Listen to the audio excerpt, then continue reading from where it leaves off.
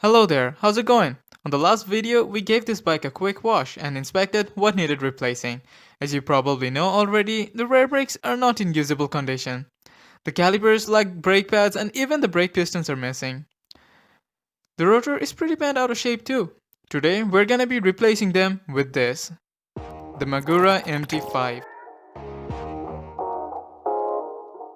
The brakes come in this simple packaging, and I love how it says performance components on top. Makes you feel like you purchased some pro level stuff. It mentions the brake model MT5 on two sides. Inside, we find the brakes neatly packed.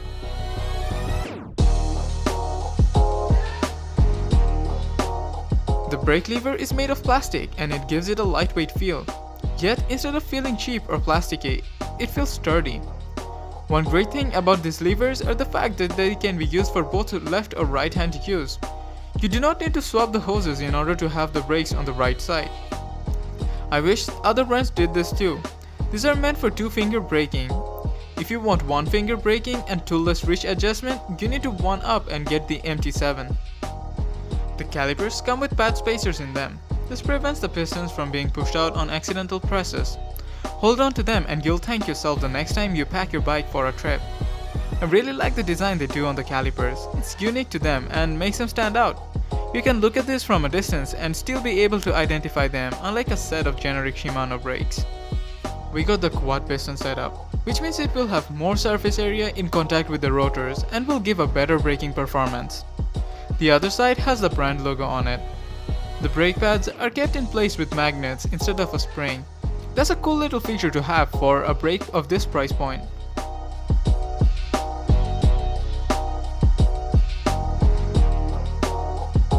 Underneath this, we have the bolts, some stickers, and an instruction manual. Gonna put on my gloves before I touch the rotor.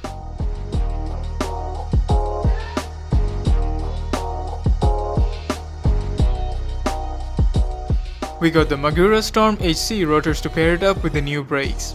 It comes in an envelope along with the instruction manual and the bolts to hold it in place.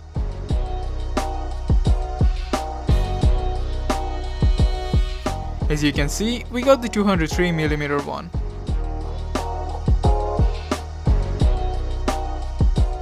Comparing the two rotors, we can see how worn out the previous one was.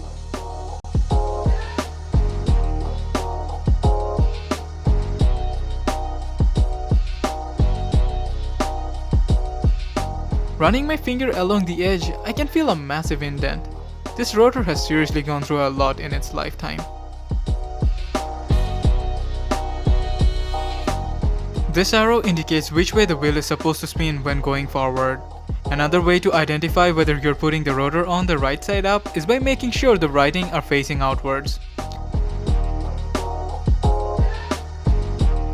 The bolts already have thread lockers in them in order to hold them in place. Never apply grease on this as it may seep out and contaminate the braking surface when it heats up. I'm gonna screw the bolts in place but not tighten them just yet.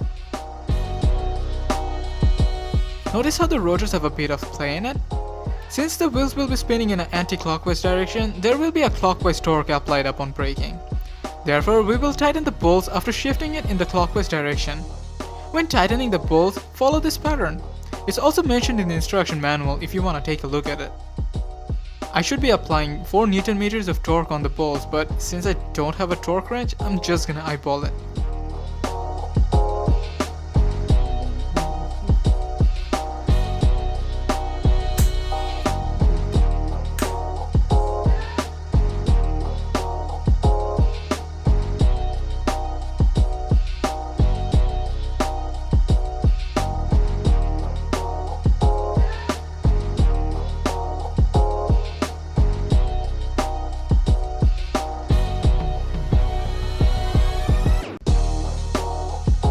Soon enough, we ran into another bump on the road. The frame design made it impossible to run the cable through without taking the suspension off. So we have been trying to remove this make this thing go out of this way, but it just gets stuck because of the suspension. So we're probably gonna take this off and see if the like removing this out of the way helps us. And we don't want to put the new brakes on and have to like remove the cables and bleed them. So this is probably the best thing to do right now. And we did not have the right tools for the job. Fuck, I could feel the tension of this bending. I know, right? With a bit of ingenuity and a lot of persistence, we finally got it done.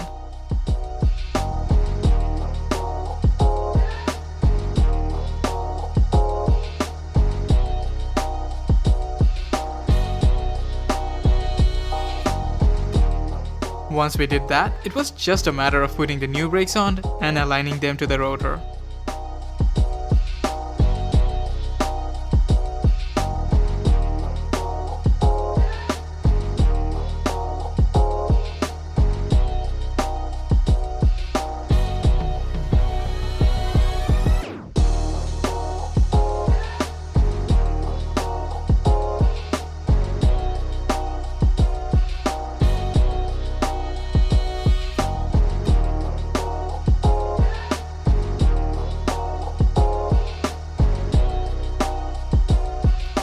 So we took it out and bedded in the brakes. On a straight sloping down, we pedaled up to speed and gently applied the brakes halfway to slow down over and over again. This process makes sure there is an even coating on the rotor.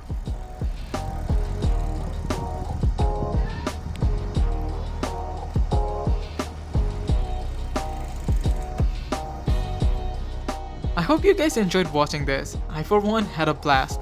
It feels great to finally work on a bike again. With the short time spent with these brakes, I must say they have a bite to them. A full review may be due once this pandemic is over and when we get new tires. Till then, stay home, stay safe, and watch more videos. Thanks for watching, and I'll see you guys next time. So, I was kind of hoping your rotors are gonna come with a pair of, what do you call it? Yeah. Struggle! Oh my god! Ah! Why is this so hard to do? This could be... No! I don't think you should have used a cutter. I think you could have just opened it like an envelope. Really? You know what? I told you. Fuck me.